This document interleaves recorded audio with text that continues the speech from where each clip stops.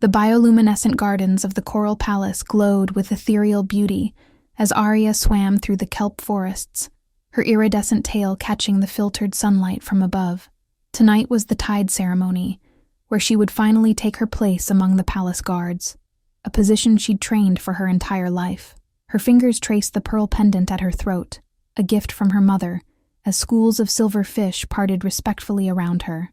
"Arya, wait!" Her sister Melody's voice called from behind, but Arya only laughed, spinning through the water with practiced grace. She had one more patrol to complete before the ceremony, one final swim along the outer reefs where the deep ocean met their protected waters. That's when she felt it, a wrongness in the current. The water began to churn violently, pulling in directions that defied natural law. Arya's trained instincts screamed danger, but before she could retreat to safety, the ocean itself seemed to convulse. A massive rogue wave, born from some terrible magic or ancient disturbance, materialized from nowhere. It was a wall of water infused with a sickly green light, crackling with energy that made her scales burn. Arya tried to swim downward, to escape its pull, but the wave caught her like a leaf in a hurricane. She tumbled helplessly, her body thrown against rocks and through coral, the water forcing her upward, always upward. The pressure changed. The light grew brighter. And then, air. She crashed onto rocky shore with brutal force, her body convulsing as the ancient magic of her kind activated against her will. Pain exploded through her tail as it began to split, bones reshaping, scales dissolving into smooth skin. She screamed, but the sound came out wrong, strangled by lungs that were suddenly breathing air instead of filtering water. The transformation lasted an eternity compressed into moments. When it finally stopped, Arya lay gasping on the stones, her vision blurring. 2 legs.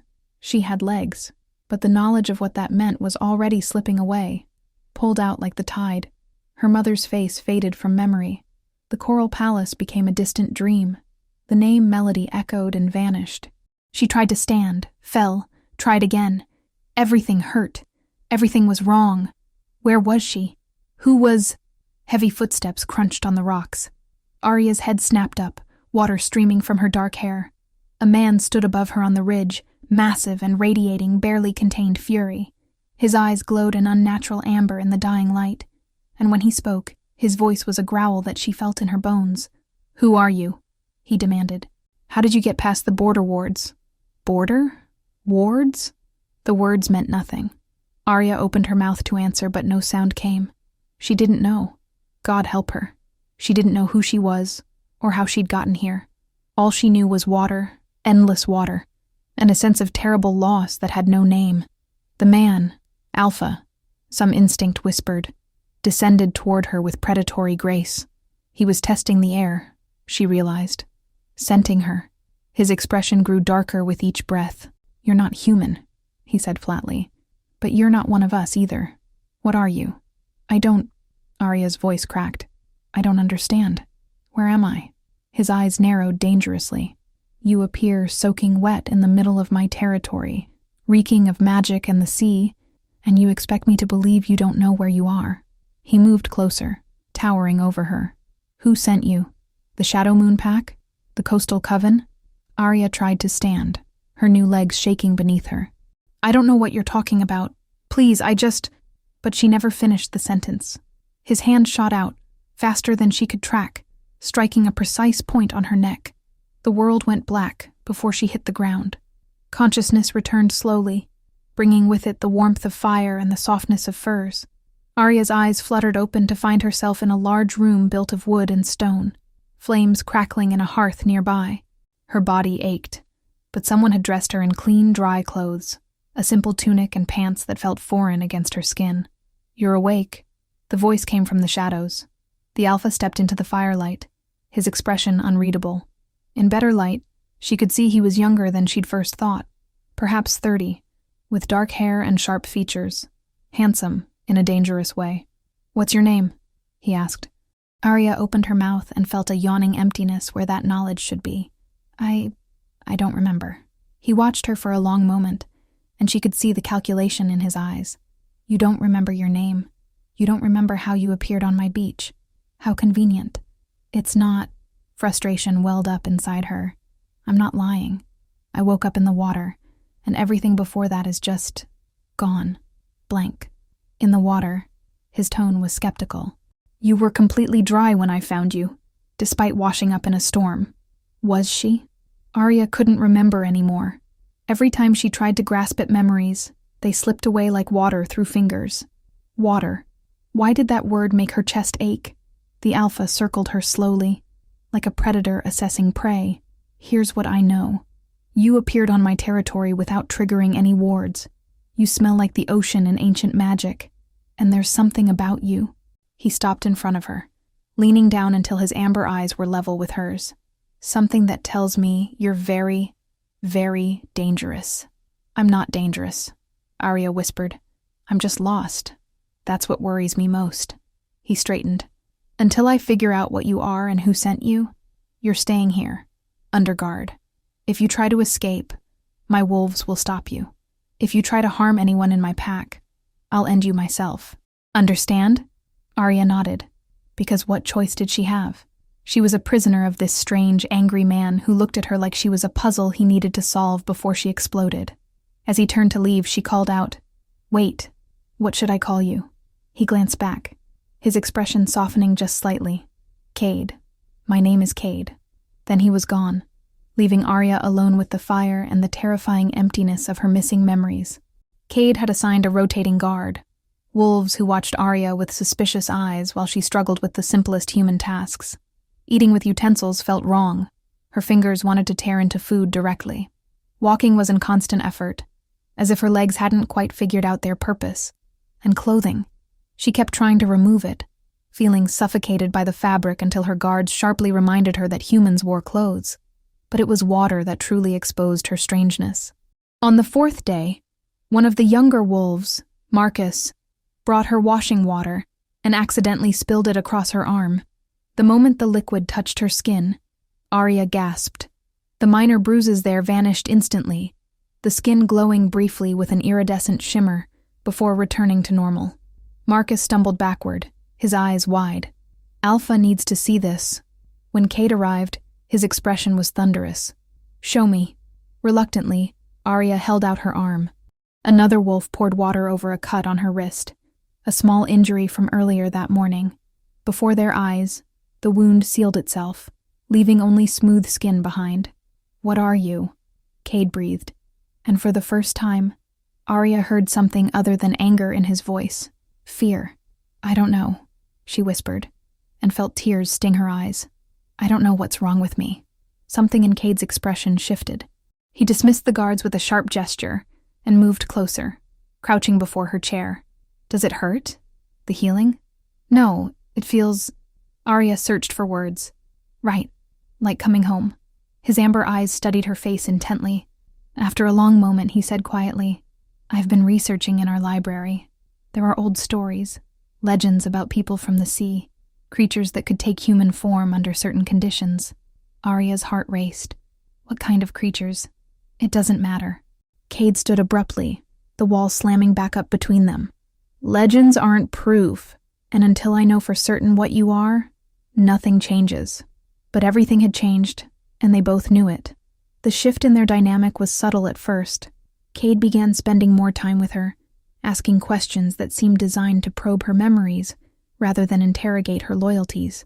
He brought her books about the ocean, watching intently as her fingers traced the images of waves with inexplicable longing. Tell me what you feel when you look at this, he said one evening, pointing to an illustration of deep sea trenches. Safe, Arya answered without thinking. Hidden, like I could breathe there. She looked up, confused by her own words. That doesn't make sense. Humans can't breathe underwater. Cade's jaw tightened, but he didn't respond. The attraction growing between them was harder to ignore. Arya found herself watching the way Cade moved, all controlled power and predatory grace. His rare smiles made something warm unfold in her chest, and sometimes she caught him staring at her with an expression that made her breath catch, hunger mixed with something almost like grief. It came to a head during a pack gathering 2 weeks into her captivity. Cade had allowed her to attend dinner with his inner circle, a gesture that several wolves clearly disagreed with. The tension in the room was palpable, especially from Cade's beta, a harsh woman named Sienna, who made no secret of her distrust. "She's been here 2 weeks and we know nothing," Sienna argued, loud enough for Arya to hear. "She could be a spy, a weapon, anything. We should at least move her to the cells." "No." Cade's voice cut through the room like a blade. "Alpha, be reasonable." I said no. His eyes flashed dangerously. "She stays where she is." Sienna's expression turned calculating. "You're protecting her. Why? What is she to you?" The question hung in the air. Arya felt every eye in the room turn to her, and suddenly the space felt too small, too hot, too far from water. Her chest tightened. She couldn't breathe. Without thinking, she bolted from the room. She ran blindly through the compound until she burst out into the night air, her feet carrying her instinctively toward the sound of water. There, a small stream cutting through the forest. Arya plunged into it without hesitation, submerging herself completely. The panic attack faded immediately. Underwater, everything felt right again. She could hold her breath for an impossibly long time, she realized. The water seemed to welcome her, small fish swimming curiously around her fingers. And there, in the rippling moonlight, she saw something that made her heart stop. A flash of scales, the phantom sensation of a tail. A memory, sharp and clear, of swimming through gardens of light. "Arya!" Cade's shout shattered the moment. She surfaced gasping to find him at the water's edge, his face a mask of fear and fury. He waded in without hesitation, pulling her from the stream. "What were you thinking? You could have drowned." "I can't drown," Arya interrupted, the certainty ringing through her bones. "I don't know how I know, but I can't. Water it's part of me." Cade stared at her, water dripping from them both. Then slowly, he raised a hand to cup her face. His thumb traced her cheekbone with unexpected gentleness. "I know what you are," he said quietly. "I've known for days. The legends speak of your kind, mermaids who transform on land, who lose their memories with their tails. It's a defense mechanism, the books say, to protect the secrets of the sea." The word struck her like lightning. Mermaid. Images flooded her mind. A palace of coral, a sister's laughter, the weight of water above her, the freedom of a tail cutting through currents. "No," she whispered, even as tears streamed down her face. "No, that's not." But it was. Deep down, she knew it was true. "I should let you go," Cade continued, his voice rough with emotion. "Take you to the ocean and let you return to your people. It would be the right thing to do. But," his other hand came up to frame her face, his forehead resting against hers. "But I don't want to. God help me. I don't want to let you go." Thunder rumbled in the distance. Storm clouds were gathering, and the air itself seemed charged with electricity. Arya felt something stirring deep in her soul. A call, ancient and undeniable. The ocean was coming for her, and she wasn't sure she wanted to answer. Arya woke to the sound of waves crashing impossibly loud, though the ocean was miles away. She stumbled to the window and froze. The sky had turned a deep, otherworldly blue-green, and rain fell in sheets that seemed to move with purpose, all flowing in one direction, toward the compound, toward her. "They're coming for you." She turned to find Cade in the doorway, fully dressed, his expression grim. "Your people. I can feel the magic in the storm. Ancient, powerful. They want you back." As if in response, a sound cut through the thunder. A song, high and haunting, that bypassed Arya's ears and resonated directly in her soul. She gasped as memories slammed into her with the force of the waves. Her name was Arya Coralborn, daughter of the Deep Guard, protector of the Tide Gate, the ceremony, the rogue wave, the transformation.